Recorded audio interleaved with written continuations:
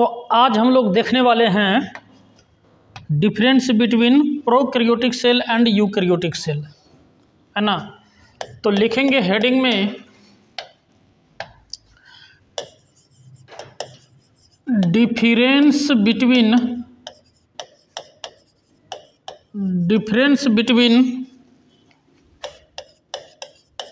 Prokaryotic cell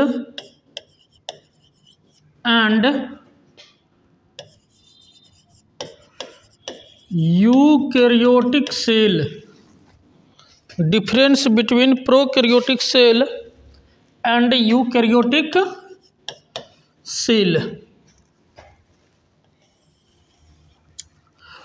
अब अगर हम दोनों का बात करें, एक है प्रोकैरियोटिक सेल और दूसरा है यूकैरियोटिक सेल, दूसरा है यूकैरियोटिक सेल।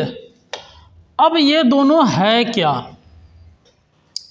प्रोकैरियोटिक सेल है क्या, इसका अगर हम बात करें तो सबसे पहले कह सकते हैं कि ये जो पाया जाता है निम्न स्तरीय कोशिकाओं में और ये जो होता है उच्च स्तरीय कोशिका, है ना।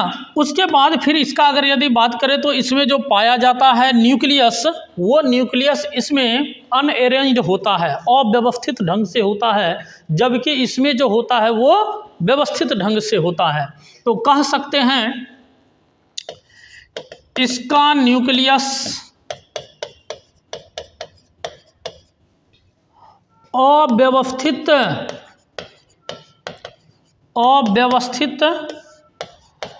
होता है,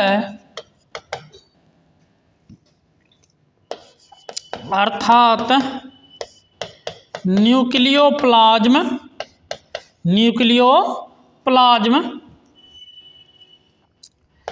साइटोप्लाज्म में मिला होता है, साइटोप्लाज्म में मिला होता है। यानी क्या, जैसे ये सेल है तो सेल में हम लोग जानते हैं कि न्यूक्लियस होता है इसके बीच में, और ये साइटोप्लाज्म होता है, और ये न्यूक्लियर मेम्ब्रेन के द्वारा कवर्ड होता है। इसके अंदर जो मटेरियल है वो मटेरियल जो है सो, है ना, इसमें ये न्यूक्लियर मेम्ब्रेन के अंदर उपस्थित होता है। लेकिन इस प्रकार के सेल में, इस सेल में क्या होता है कि ये न्यूक्लियर मेम्ब्रेन अब्सेंट होता है। जब न्यूक्लियर मेम्ब्रेन अब्सेंट होगा तो ये जो न्यूक्लियस के अंदर जो पदार्थ है वो कहाँ पाया जाएगा, इसमें मिला हुआ रहेगा, है ना। तो वही क्रिया होता है इसमें। और इसमें जो है, इसमें न्यूक्लियर मेम्ब्रेन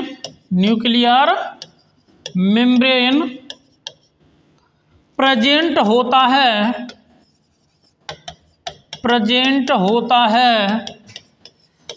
जिसके कारण न्यूक्लियस व्यवस्थित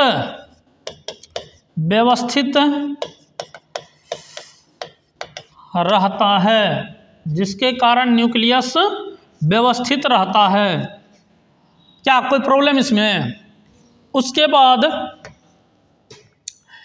इसमें राइबोसोम 70S प्रकार का होता है। हम लोग आगे देखने वाले हैं राइबोसोम के बारे में कि राइबोसोम 70S और 80F दो प्रकार का होता है ना। S मतलब सेडिमेंटेशन, इसके जो डेंसिटी को मापा जाता है ना, इसके बारे में इसका जो यूनिट होता है वो सेडिमेंटेशन होता है। और इसका राइबोसोम जो है, इसका राइबोसोम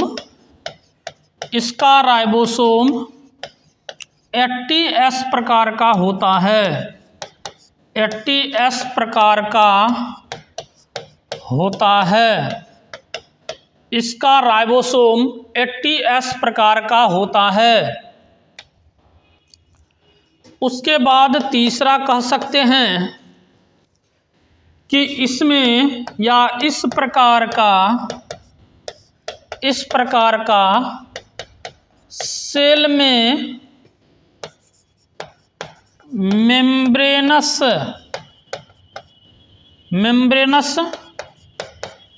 सेल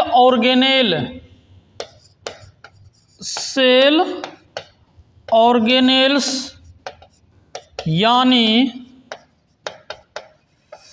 झिल्लीयुक्त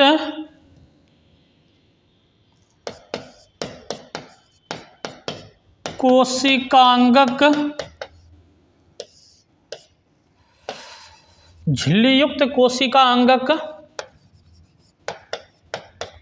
अब्सेंट होता है। झिल्लीयुक्त कोशिकांगक अब्सेंट होता है और इसमें लिखेंगे, इसमें सभी प्रकार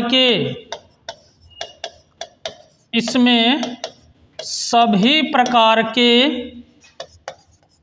सेल ऑर्गेनेल्स प्रेजेंट होता है। सभी प्रकार के सेल ऑर्गेनेल्स प्रेजेंट होता है। उसके बाद चौथा लिखेंगे,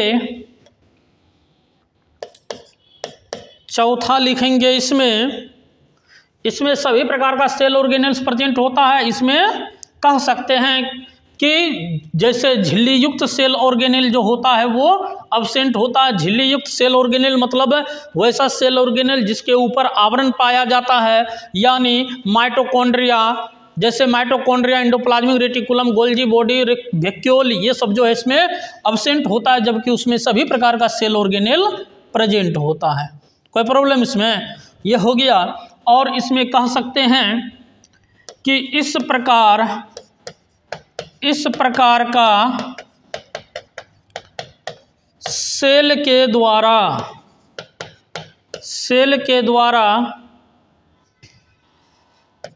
बैक्टीरिया, या कह सकते हैं, या लिखो डायरेक्ट, बैक्टीरिया, माइकोप्लाज्मा गैलीसेप्टिकम,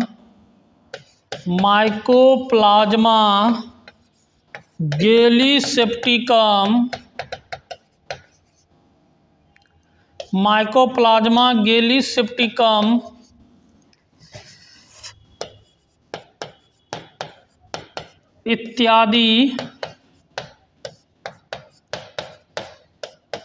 पाया जाता है। और इसमें क्या कह सकते हैं कि इस प्रकार का सेल के द्वारा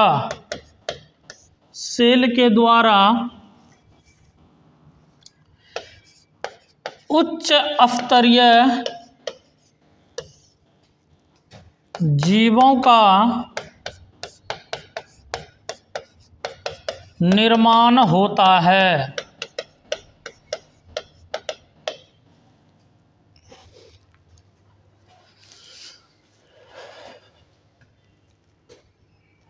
अब प्रोटोजोआ वगैरह सब जो आएगा वो इसमें आएगा, बैक्टीरिया, माइकोप्लाज्मा गैलीसेप्टिकम, ये सब इसमें आएगा। अब इसमें बात करें तो इस प्रकार का सेल में मेम्ब्रेनस सेल ऑर्गेनेल झिल्ली युक्त कोशिकांगक अब्सेंट होता है। अब इसमें प्रेजेंट होता है, इसमें राइबोसोम 70S प्रकार का होता है, इसमें राइबोसोम 80S प्रकार का होता है। इसका न्यूक्लियस अव्यवस्थित होता है, अर्थात न्यूक्लियोप्लाज्म साइटोप्लाज्म में मिला होता है, और इसमें न्यूक्लियर मेम्ब्रेन प्रेजेंट होता है, जिसके कारण न्यूक्लियस व्यवस्थित होता है।